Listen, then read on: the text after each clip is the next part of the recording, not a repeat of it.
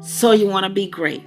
Everybody strives to be great. I don't want to be just good. I want to be great. Let's make America great again. But by whose standards?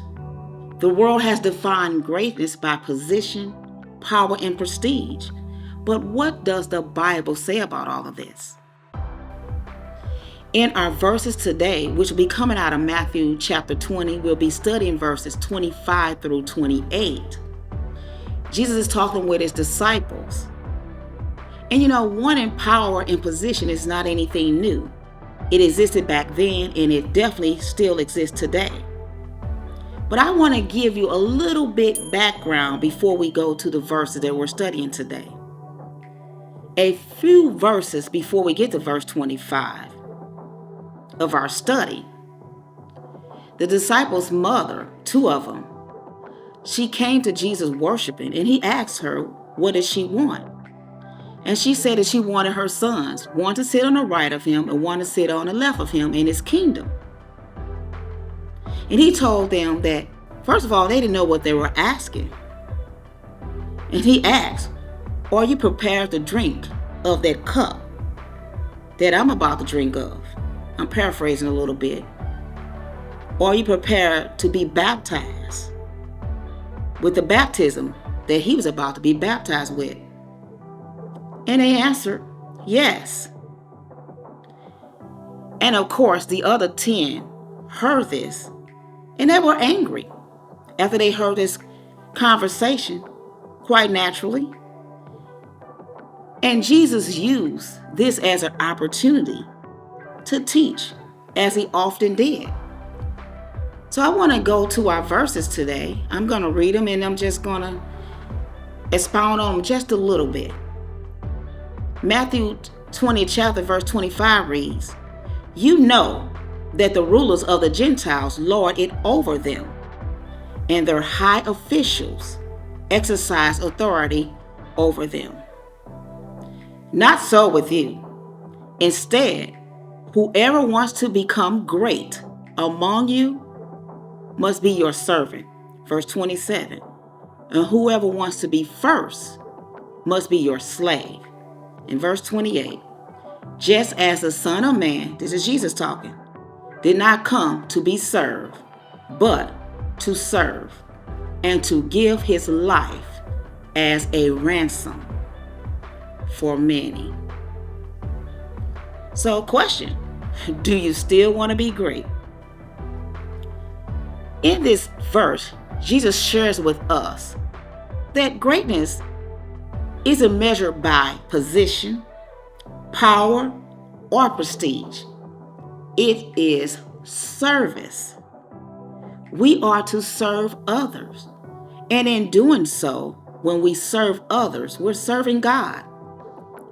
We are to use the authority that God has given us, even as leaders, with grace, because our leadership or our service is not about making our names known, but it's about making God's name known. So I just want to share with you some characteristics of a servant leader. Number one, you have to be a person of integrity. We have to be honest, uncompromising the truth, have strong morals and ethical principles and practice. Integrity is not something that we do when people are watching, but integrity is what you do when people aren't watching. And second, humility. We have to walk in humility. With success, it is easy to become prideful. And as the scripture says, pride comes before the fall. So we have to be willing to admit that we don't know it all. And be honest with yourself about your strengths as well as your weakness. Third, be flexible, because sometimes it's going to take sacrifice. Let's be honest. Life can throw you curveballs. Sometimes when we're serving others, we have to get out of our comfort zone. And sometimes it also takes sacrifice. Things don't always go the way planned. And there are things that happen unexpectedly. Life is full of ups and downs, challenges and successes. But instead of reducing yourself to anger when things don't go the way you think they should, confusion or panic, recognize that your challenge that you experience may be a surprise to you, but it's not to God. And guess what? He is right there with you. For God is a present help in time of trouble and struggle.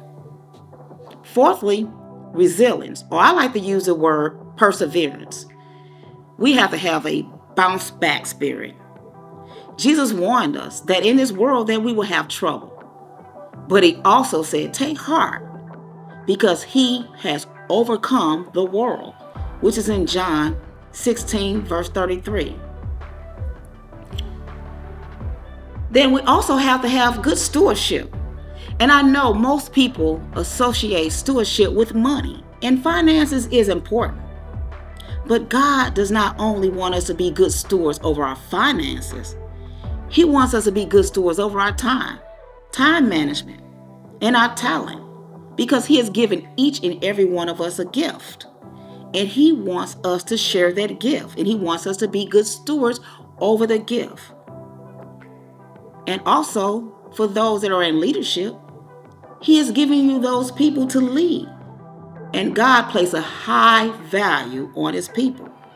In fact, we know that he places a high value on his people because that's the reason why Jesus went to the cross. And I just want to throw this out there.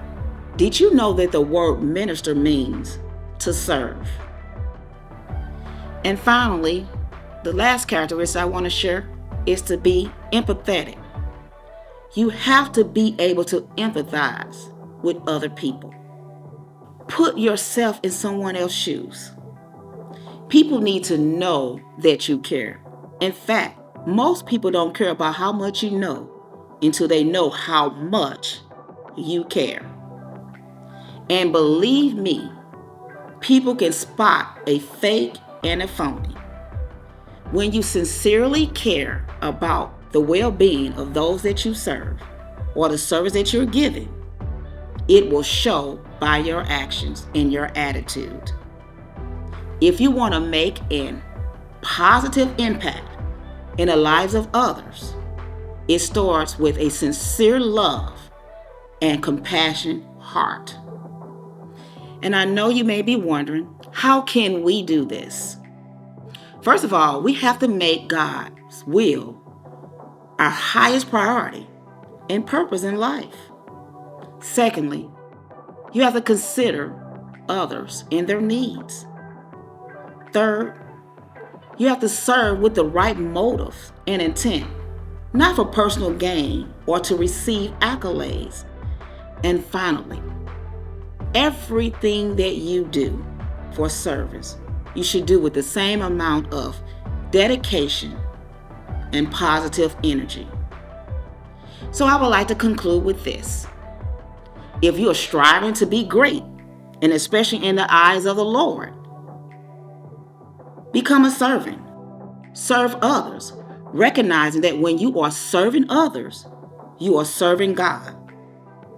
You never know when you may be entertaining an angel in disguise.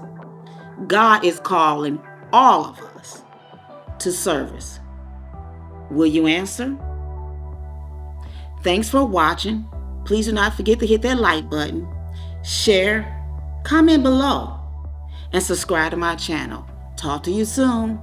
Bye.